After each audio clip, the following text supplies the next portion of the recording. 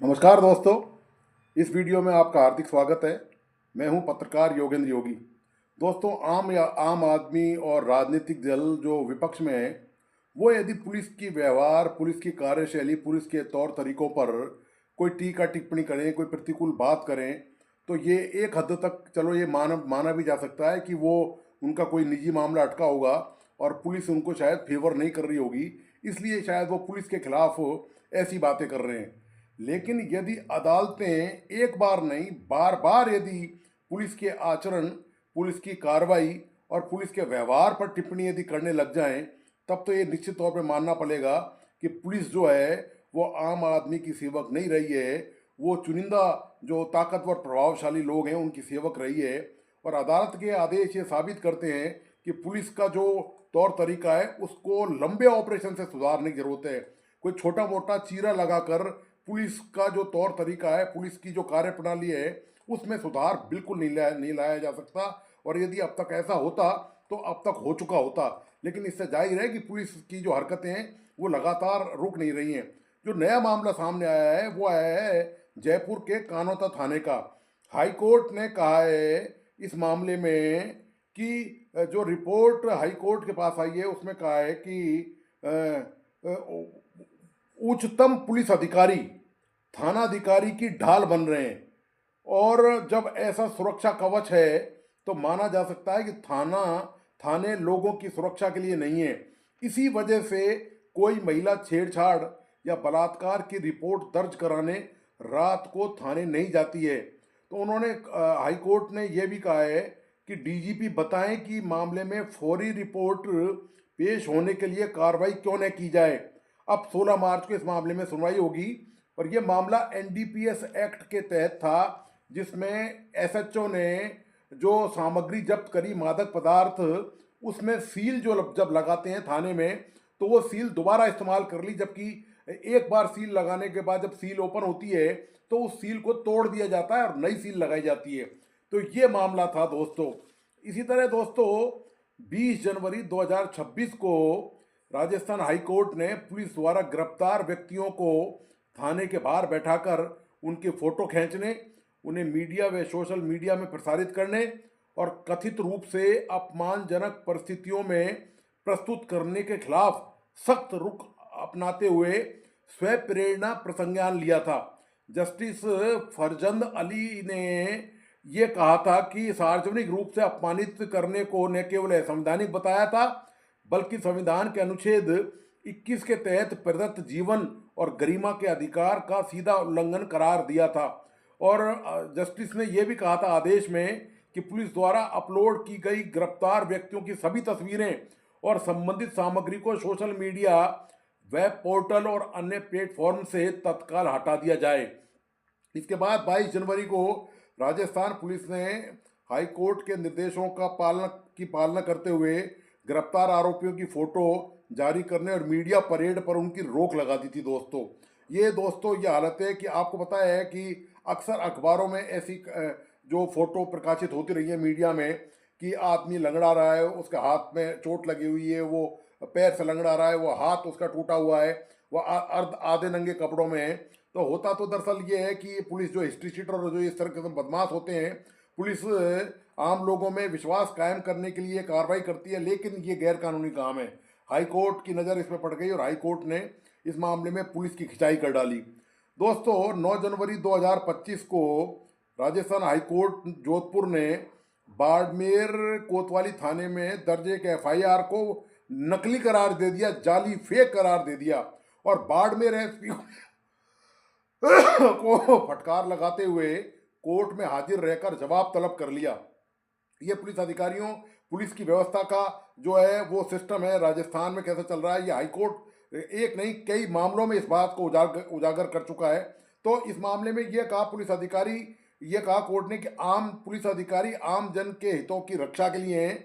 उन्हें यह अधिकार नहीं है कि अपना व्यक्तिगत द्वेष के लिए वे झूठी एफआईआर दर्ज कर कानून हाथ में लें।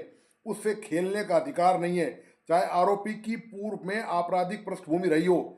साथ ही हाईकोर्ट ने कहा कि तथ्यों को देखकर प्रतीत होता है कि बाड़मेर एसपी ने अपने पद और पावर का इस्तेमाल कर झूठा मामला परिवादी पर थोपा है।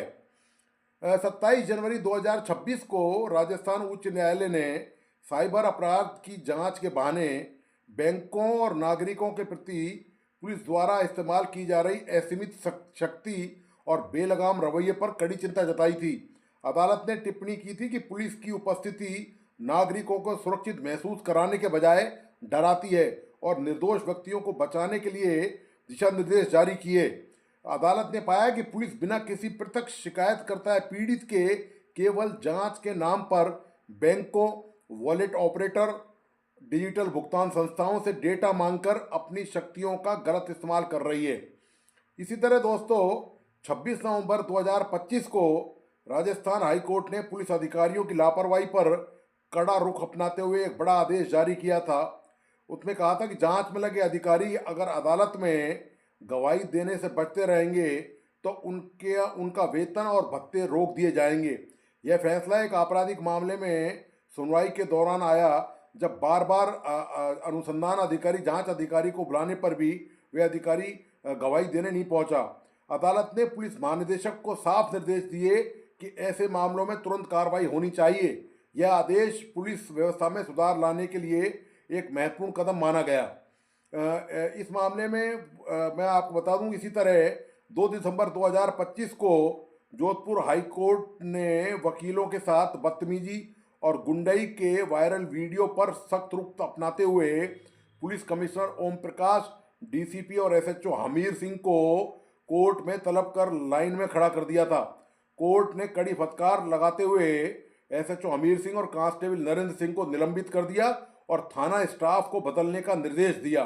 तो ये दोस्तों स्थिति है। इसी तरह अप्रैल 18, 2024 को राजस्थान हाई कोर्ट ने आदेश की अवहेलना करते हुए पुलिस निरीक्षक का गिरफ्तारी वारंट जारी कर दिया और ये कहा कि कोई भी व्यक्ति कानून से ऊपर नहीं हो सकता। एकल पीठ ने यह आदेश एक आपराधिक पुनर्निरीक्षण याचिका पर सुनवाई करते हुए पारित किया था। और इसी तरह दोस्तों 18 अप्रैल 2024 को राजस्थान की जोधपुर पीठ ने पुलिस अधिकारियों के गैर जिम्मेदाराना रवैये और कोर्ट के आदेशों की अवहेलना पर कड़ा रुख अपनाया था।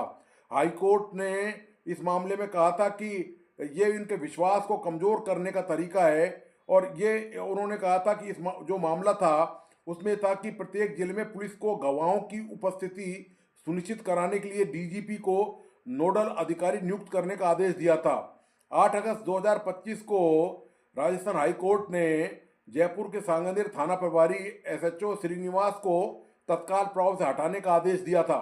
यह आदेश न्यायमूर्ति समीर जैन की एकल पीठ ने दिया था और ये कहा था कि कोर्ट ने सख्त टिप्पणी करते हुए कहा था कि पुलिस अधिकारी नियमों के उल्लंघन पर चुप रहते हैं और याचिकाकर्ता का कहना था कि विवादित भूमि का बेचान फर्जी दस्तावेजों के आधार पर किया गया। ये मामला कोर्ट में था दरअसल। इसी तरह मैं आपको बता दूं कि 9 अगस्त 2025 को राजस्थान उच्च न्यायालय ने 4 जिलों के एसपी को निर्देश दिया था कि वे उन पुलिस थानों में प्रतिदिन 1 घंटे के लिए बैठेंगे जहां से नाबालिग लड़कियां लापता हो गई हैं और अभी तक नहीं मिली हैं। अदालत ने 4 मामलों में नाबालिग लड़कियों के परिवार के सदस्यों की बंदी प्रत्यक्षीकरण याचिकाओं की सुनवाई करते हुए ये अलग अलग आदेश दिए थे। इसी तरह मैं आपको बता दूं कि 29 अगस्त 2025 को राजस्थान हाई कोर्ट ने पुलिस अधिकारियों के गैर जिम्मेदाराना रवैये और कोर्ट के आदेशों के अवहेलना पर कड़ा रुख अपनाया था और ये कहा था कि ये जो है सिस्टम इस तरह से नहीं चलेगा। कुल मिला के बात ये है।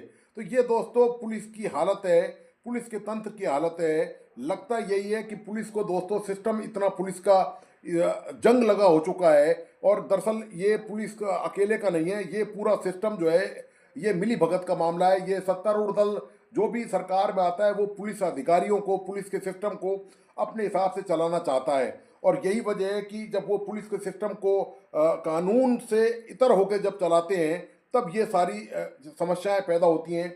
और यही वजह है कि हाई कोर्ट ने बार बार एक नहीं कम से कम पिछले 1.5-2 सालों के दौरान दर्जनों मामलों में पुलिस के खिलाफ जबरदस्त, पुलिस अधिकारियों के खिलाफ जबरदस्त और प्रतिकूल टिप्पणियां की हैं और कार्रवाई के आदेश निर्देश दिए हैं।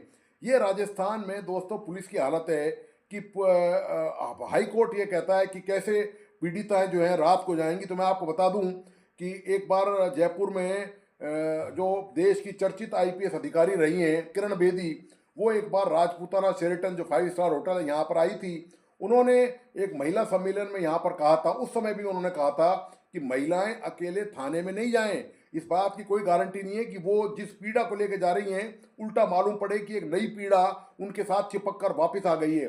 तो ये इस बात का प्रमाण है कि पुलिस पर अभी आम लोगों का पूरा भरोसा नहीं है। पुलिस में ताकत चलती है, पुलिस में पैसा चलता है, पुलिस में सिफारिश चलती है, पुलिस में रिश्वत चलती है। पुलिस नेता सत्तारूढ़ जो पार्टी के नेता हैं उनके इशारे पर पुलिस काम करती है। और ये आरोप एक बार नहीं, पुलिस पर दर्जनों बार लगे हैं और साबित हो चुके हैं। ये दोस्तों राजस्थान की पुलिस का हाल है, पुलिस सिस्टम का हाल है कि अपराधियों में तो शायद खौफ नहीं हो, लेकिन आम लोग आज भी छोटे मोटे मामलों में थाने में जाने से डरते हैं, घबराते हैं। तो दोस्तों आपको आज का विश्लेषण कैसा लगा, प्लीज़ अपने लाइक एंड कमेंट के साथ बताइए। इस वीडियो को अपने दोस्तों और परिजनों को जरूर शेयर करें। मेरा तमाम दोस्तों से आग्रह है कि प्लीज़ इस यूट्यूब चैनल को सब्सक्राइब करें, लाइक करें और बेल आइकन का बटन जरूर दबाइए। धन्यवाद, नमस्कार।